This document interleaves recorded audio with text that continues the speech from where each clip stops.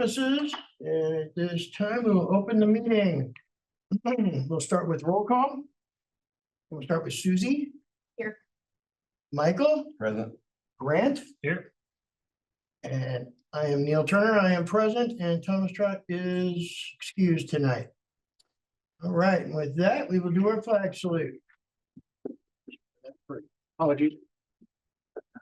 I pledge allegiance to the flag of the United States of America and to the republic for which it stands, one nation, under God, indivisible, with liberty and justice for all.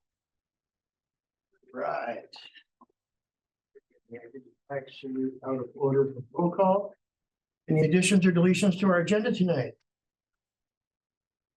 None? And do we have public comment? Is there anyone online at this time? No? Just as empty as the ball fields out here. Empty as everything. Okay, all right. And with that, we'll move on to our consent agenda. Do we have a motion to approve our consent agenda this evening? So moved. Grant moves. We have a second? I'll second. All right, any discussion? Hearing none? All in favor, say aye. Aye. Aye. Any opposed? Hearing none, motion passes. All right. On to our next bit of business will be our old business, superintendent's evaluation. It's just information. It was just information. Okay, All the board members provided input and okay, so nothing to do with that. Okay, so I guess we move on to new business. ready when you are. New business. A traditional bilingual instruction plan. So actually, these next two items, Maggie is here tonight with us, so it worked really well. So she's going to explain just a little bit, take a few minutes and share with you what the transitional bilingual instructional program plan is. So that you know what you'll be voting for, because the board has to approve this one and the highly capable program, which is next. We vote for these tonight? Yep, This is the first- one at a time you'll vote. One at a time? Yep. Okay. So we'll first talk about a multilingual program. A transitional bilingual program is what we use to service our students, to provide additional support for students that are learning English. So as we look at there in Washington State, a student is in what we call the transitional bilingual instructional program, is a multilingual learner whose primary language is not English, and whose language skills have not yet been deemed proficient in the language. So these students receive instruction to help develop English language proficiency while also learning academic content. So in the state of Washington, that is what defines a multilingual learner in program. So to qualify for TBIP, which is the state-funded program for multilingual learners, transitional bilingual instructional program. Every student that enrolls in school is given a home language survey to determine if their language is something other than English. Once we kind of use that as an initial screener, we then look and screen to see, are they demonstrating language proficiency in English for reading, writing, listening, and speaking. If they do not demonstrate proficiency, they are entered into the the TBIP program. Students are assessed annually to measure their progress of proficiency towards proficiency in English. Typically in Rochester, students are in the program for about 5.5 years before they exit out, and that's to deem proficient in the English language in listening, speaking, reading, and writing.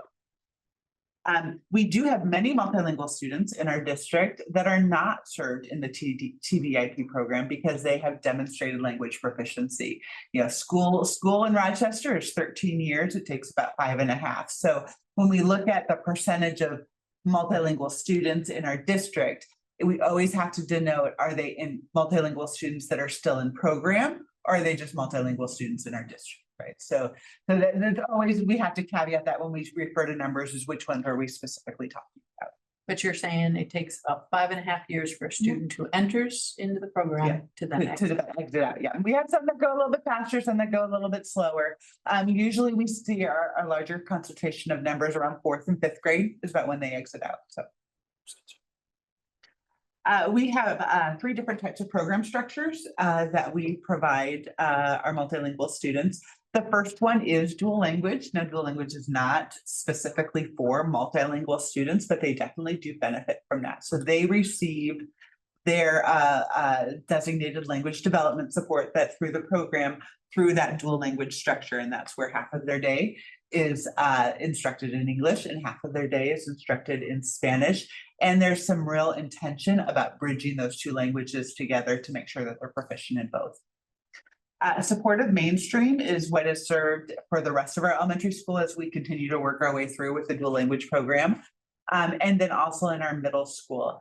And that is where students are pulled out to receive designated English language development and during what we call a tier 3 time. So it's super important that we don't remove kids from the class, their core content classes, in order to provide that. So we want them to still be in their reading block and their math block. And so every school has a schedule that's designated time for what we call tier 3, where students can get their individual needs met. And that's when the majority of our students in that supportive mainstream pull out to get that designated English language development time.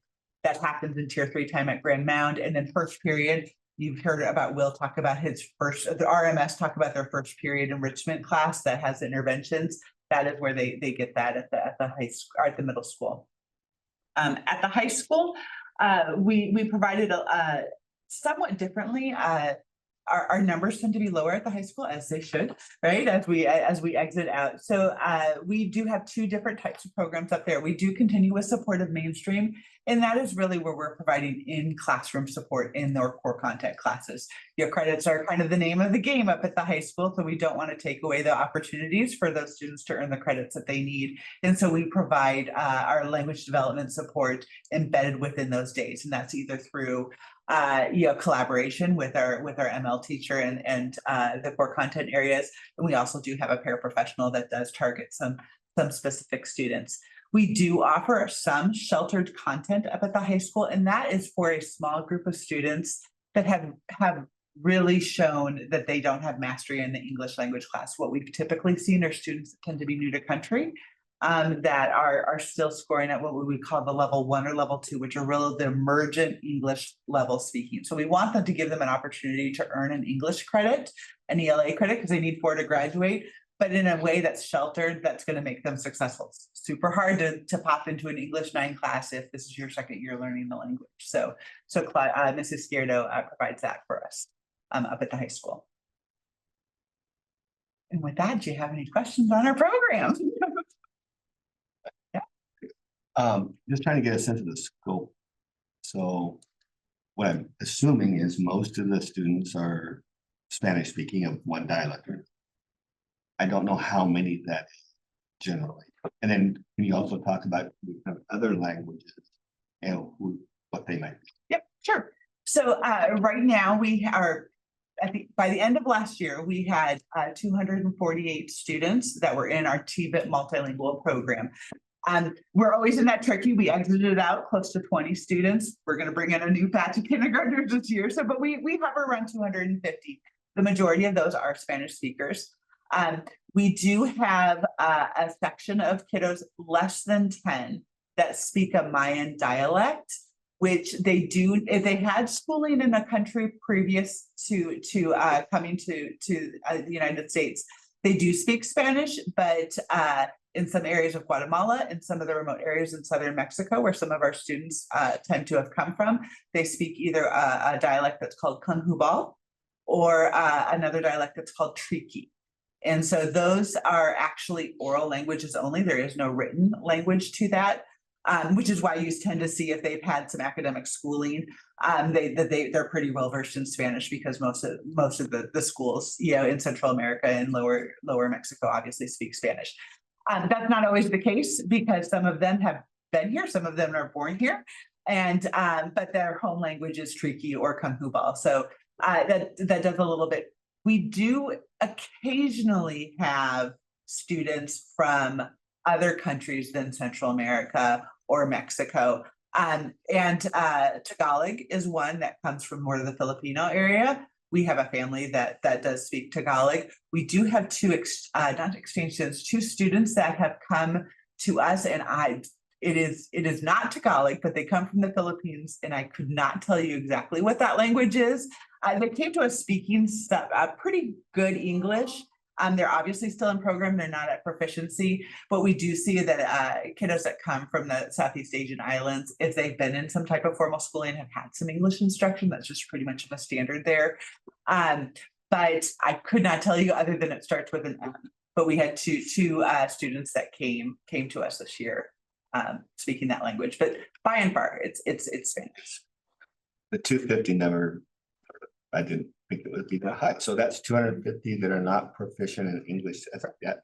Correct. Out of the whole district. Out of the whole district. About 2,000? Yeah, we're about 2,000. So we have probably, this is a rough estimate, about 500 multilingual students, 450 multilingual students in our district. And about 250 of them are still in program. So we do exit out quite a few. We also have some multilingual students that never qualified for the program. A perfect example, we have a soon to be second grader in our dual language program, comes from a completely Spanish speaking family, but did not qualify because she attended Head Start. So she has been kind of into that, is obviously a very, very bright student, came into kindergarten already proficient in English. And so, and is now in dual language. So she's just, bebop on, right? So it happened as well, that they don't qualify. So the average age in the program is the primary, It's primary, yes, K5. right? Not too many come to us at middle or high school. Not so much. I think we have seen, just like in other parts of the country, kind of waves of students that potentially come from, from another country at middle and high school level. That has not been the case the last couple of years, so. It is the population's increased Yeah. significantly over the past 8 years. Yes, I will say this, when I first started here, which was 2014, we had barely cracked 100 students in our program. Wow. And I remember being there when we cracked 100 students. And so that's 11 years now. So we've definitely doubled. Yeah, so. Is this 100% state funded? No, so the majority of our funding is from the state. We do get we have historically gotten a supplement from the federal government for Title III. Title III funds, federal governments, when it comes to these types of programs, are known as cherry on top programs, that they can't supplant what the state is providing us. They provide extra resources like professional development, family engagement, instructional coaching, those types of things. So there is a section of money on that, but it's probably less than 10%. 10%. 10% of overall multilingual funding. Yeah, about 40. Yeah. And that's funding that we wonder if we're gonna have. Right. But the state funding is not covering this 100%. Or is it? 98%.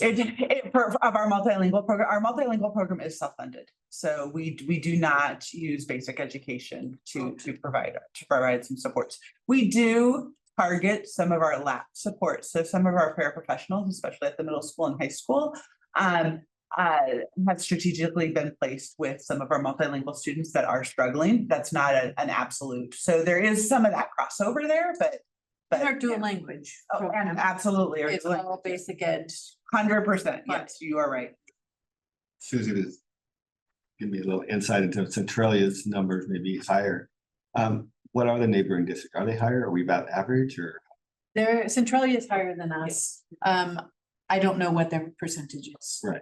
But they are higher. And Chehalis, I think, is about where we are. as They percentage. are, yes, I think a little bit, I've heard this, I've heard Chehalis has increased a lot. Our multilingual population in program hovers around 12%.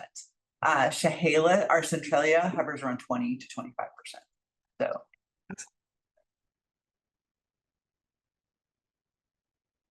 Thank you. That's really good. That, I think I do need a board. Right. So we need to approve the learning program for, okay. Looking at our summary here. All right, I'd like to have someone make a motion to approve our multilingual learner program for the 25-26 school year. So moved. First, we have a second. Any discussion? Hearing none. All in favor, say aye. Aye. Any opposed? Hearing none, motion passes. All right, the next we're gonna move on to highly capable program plan. Highly Capable is another program that we do approve annually. This is a state program that works on that works with students that show that they are highly capable or potential to be highly capable in performing at a high level on academic standards. As you can see here, there is the definition of a highly capable program. It's a little bit small, and that is our students who perform or show potential for performing at significantly advanced levels of advanced academics when compared to others at their grade level, age, or experiences. Outstanding abilities are seen with students with general intellectual aptitudes, specific academic abilities, and or creative productivities within a specific domain. These students present in the general populace as well as protected classes. That is a state definition of our highly capable. And that is a big misnomer that I have a spelling error in the highly capable program.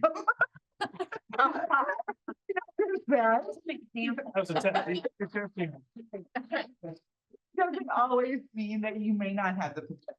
There we go. Our weekend. It's all good. So we can qualify a number of ways for highly capable services. There is a referral. Anyone in the community can refer a student for highly capable services. We also screen some students a couple of times in their career. So what we use is 3 data points in order to qualify a student into highly capable services. So we do there's a checklist that we give to either families, whoever refers them, or the teacher. We then look at their academic achievement. So typically it's their iReady grades, those types of things of how they're performing in school. And then we look at aptitude, and those are those cognitive assessments. We use the NNAT, the Nagarelli aptitude assessment. Back in the day, we used to use COGAT, which is which is another one that shows kind of aptitude. It's not so much about are they achieving academically, but do they have the aptitude or the potential to achieve at a high level? So based on those 3 data points, we have a kind of a multidisciplinary team that looks at students that have been referred. And we would then make a recommendation to put them into the program or not.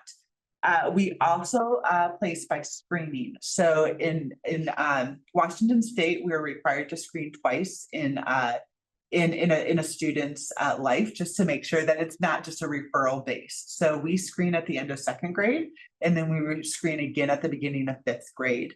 And as we look at all students, just to make sure that we have not had any kids fall through the cracks as far as that would show the potential of being highly capable, but for whatever reason, whether they've moved in and out, or they just don't have a teacher or a family that refers them.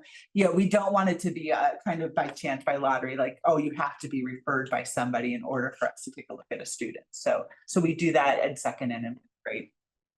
And then once a student is placed into the program, we have a continuum of services, starting with some core tier 1 services, all the way up to some real specific services for certain students as well. So when we look at that continuum of services, tier 1 is that highly capable is a service, not a place. So we try to emphasize that as much as possible.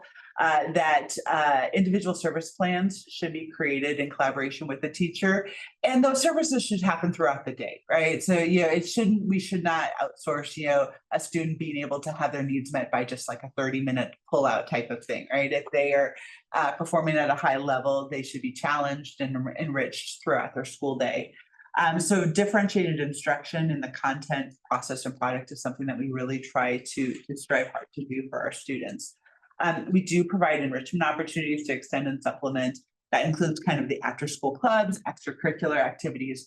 What you will find is that, especially as students go through their school experience, that some of the opportunities that our highly capable students take part of are not only for highly capable students, but we do provide that kind of care and attention to encourage them to be part of those. So we do put a little bit of an extra set of eyes on our highly capable students to make sure that they are accessing the enrichment opportunities that we have.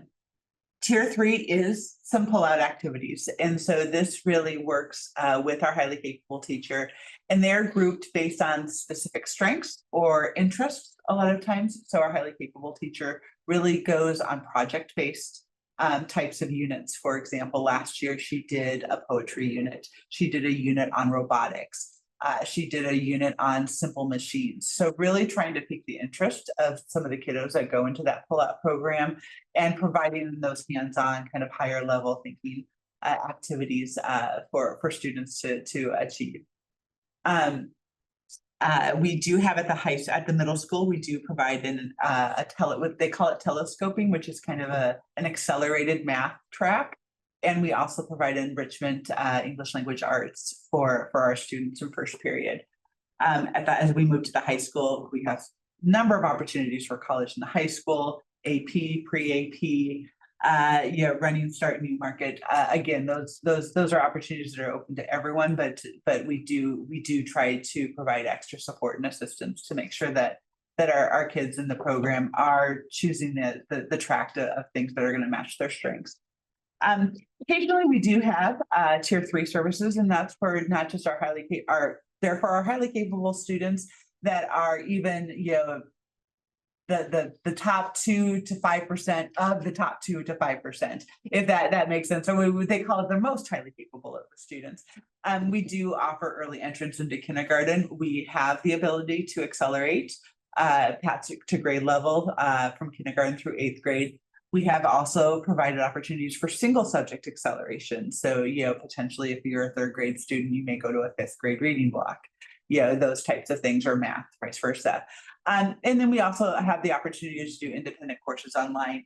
Again, these are not, when we think about our tier 3s, those are very student specific, based on those students' needs. So like, for example, some programs online that we do, we have Edgenuity. We've also utilized,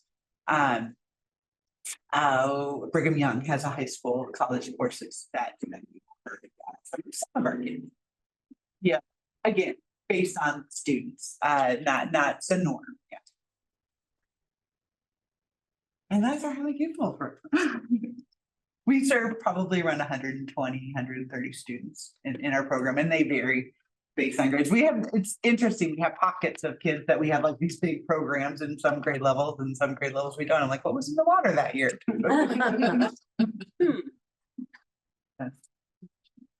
Any questions, board members?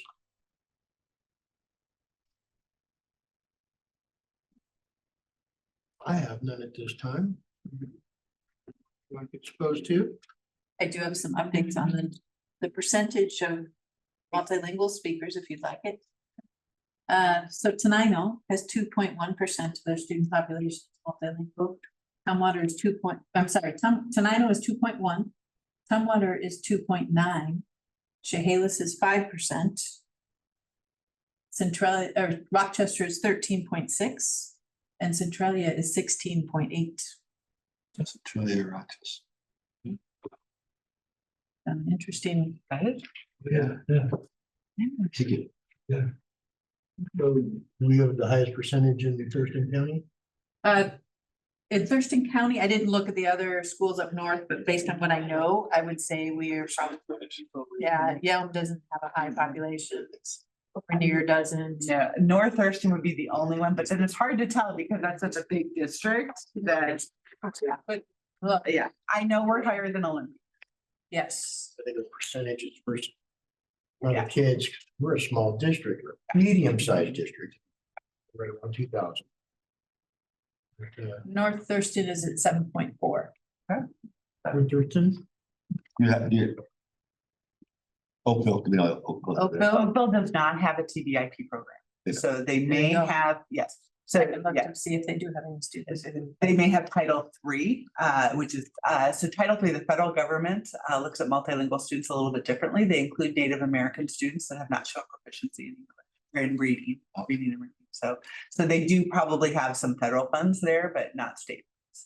Yeah, 6.3% of their students are identified, but it's probably very Not much Title III. through Title III. Thank you. Any other questions? Okay, well, at this time, reviewing board policy 2190, which is board annual approval, districts highly capable of planning. Include identification procedures, program goals, and services offered, professional development and program evaluation. This time, I'd like to make a motion to approve. This is for 25-26, or just biannual? Yes. For 25-26 year. So moved. That moves. We have a second. I'll second. Susie seconds. All right, any discussion? Hearing none. All those in favor say aye. Aye. Any opposed? Hearing none. Motion passes. All right. Next is classroom technology. Yeah. So this is asking for authorization to spend up to $120,000 to purchase classroom technology equipment. It'll primarily be used at RMS.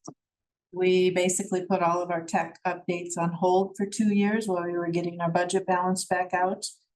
We can't continue to wait on updating our technology. Our projectors are failing at RMS. If they were the next building online, they were where we put the halt to things. And so Justin is ready and wants to do his best in moving forward with new tech in that building. It'll be primarily presentation material tools, but it will also include, some mounting, some brackets for things like that that would need to happen. We are looking at interactive big screens like you have behind you, only they'd be interactive. And that's actually the more efficient way to go, is what we're learning.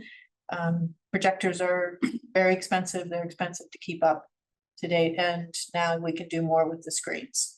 So this would allow Justin to work on purchasing, like I said, up to $120,000. If Justin were here, he'd tell us that we're getting $250,000. Big deal. There, yes. We actually have a big screen over there that he is already working a deal on, so.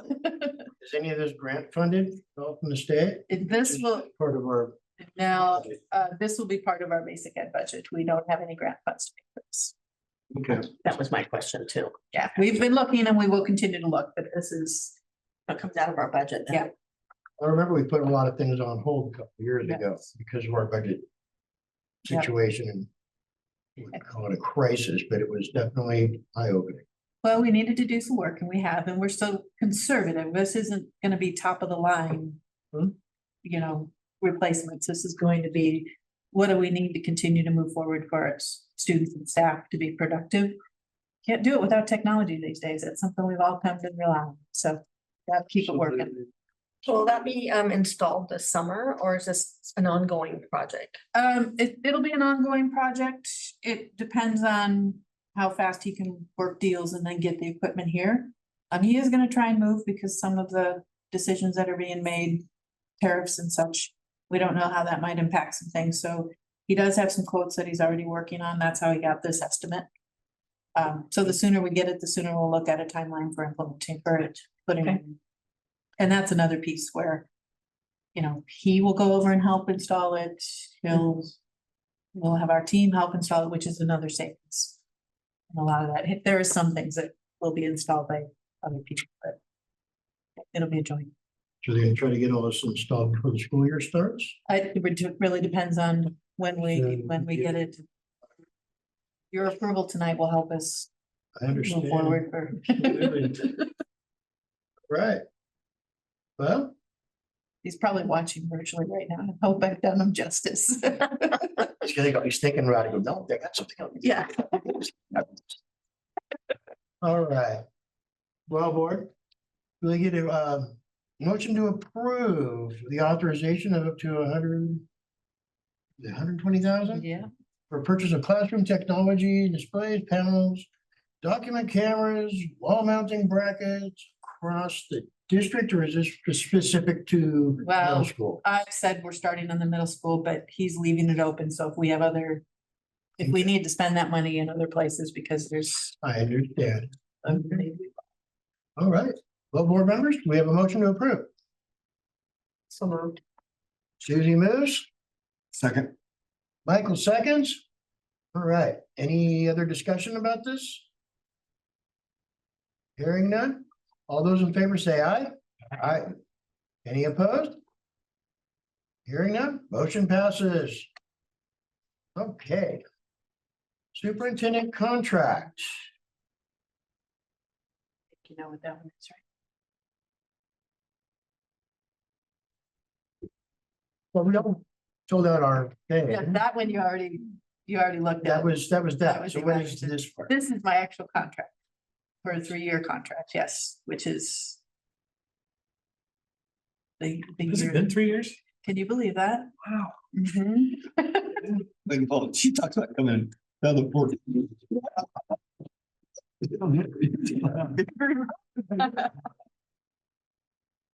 Seems just like last year. Still see Kim Fry around every now and then. Yeah, You know, she's still part of the community and, definitely. you know, love her dearly too. So what are we doing? Are we voting to approve the extension? Is that what we're doing today on this? You're voting to approve the contract. Yep. All right. Well. Back out of that. All right. Well, board members. Okay, we'd like to make the motion to approve our superintendent's contract extension. Yeah. Particular year two, or just adding 1 year to the contract total? Well, what essentially happens is every year, It moves you in February Okay. agree that you're gonna continue to have 3 years out. But this is a contract that says it'll be 25, 25, through 26. 25, 26, and 27 school year. Okay, We're going into 25. Yeah. all right.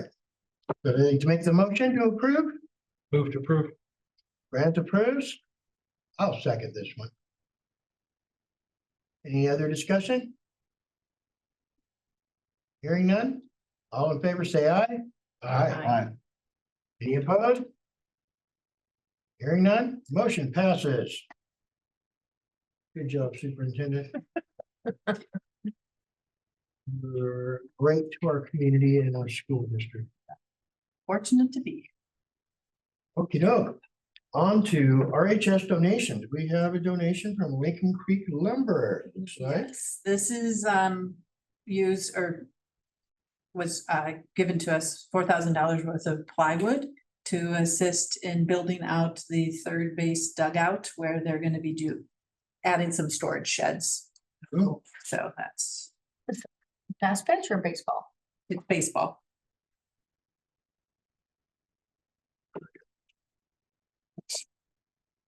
so we just have to motion to approve it. It's a donation, correct?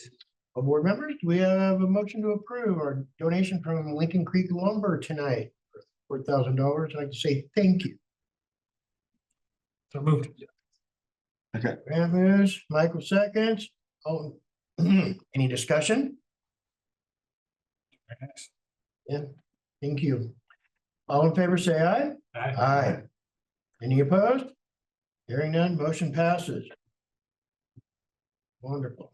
It looks like we have another donation for RHS from Par Lumber. Yes, Par Lumber has donated $5,465,000 for two. Scoreboards? These are the scoreboards that they count. Okay, on football, they count down the. You play clock, how much time Play you have clock, to there step you go. about them. Thank you, all right. There'll be one under each goalpost. So Football stadium. in the football stadium. Oh, Right. Awesome. so is somebody gonna make those or they come I believe they've been purchased. purchased. Yes. So it's like a digital countdown clock type thing. Right. Okay. Well, wonderful. Cool. All right. Well, with that, we have a motion to approve the donation of the $5,465.15 from Par I'll Lumber. move. Second. Susie moves, Grant seconds. Any discussion? I'd say thank you. Thank you. Our community's awesome. All right, Did we take a vote? all those in favor, say aye. Aye. Any opposed? Hearing none, motion passes. Okay, Neil, yes, I do have a question about, how do we recognize these folks aside from a nice thank you note? Do we put it on the website or anything? Or Guys, yeah, we're gonna do a Facebook post. Facebook post? Okay. And we could put it on the website as well. that would be that'd be very nice too. Wonderful. We have an amazing community here. All right, next on our new business is GMES library books. Yep. Okay, So GMES has been working to clean out their inventory in their library, and make sure they have the books in there that, number one, they're in good shape, and then number two, that the kids are reading. And so these are surplus books that are not being used by the kids very much anymore, to make space for some new purchases that the kids will be more interested. Can these go to Kate's bookmobile or not? I'm sure they've looked at that. Yeah, and I actually just saw a post that she's going through her own inventory So that's neat. and yeah, getting rid of some of her older stuff, but I imagine they donate the same manner too. I think that, does the equipment have to go through surplus? We have to surplus Ours it, but do, then yeah. we can donate it, so. Yeah, there's a way, at least making her aware of what the process Yes. is. She doesn't already. She probably does. I- Kind of her thing. Yes, but we need to make sure. this is just stuff that's already in surplus and it's just sitting there waiting to go somewhere. It will, Or yeah, it's about to be before the next school year. we can't do anything with it until the board approves, so. Oh, we're responsible for making sure these books are. So we don't really know where they're gonna go. They're not gonna go in the dump.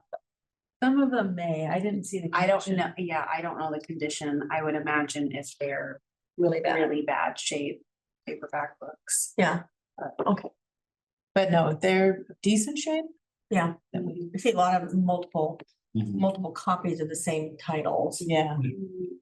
I was just kind of curious. And they've indicated that most of them were ready for the trash. I Oh, haven't really? seen them myself, so. Imagine they're probably pretty rough. So that, Well, you know, some are reading programs and, you know, keeping the kids engaged. It's important. Yeah. Some kids probably can't afford. Yep. Should donate. All right. So we have a motion to approve the surplus of our GMES library books. So move. Take the moves.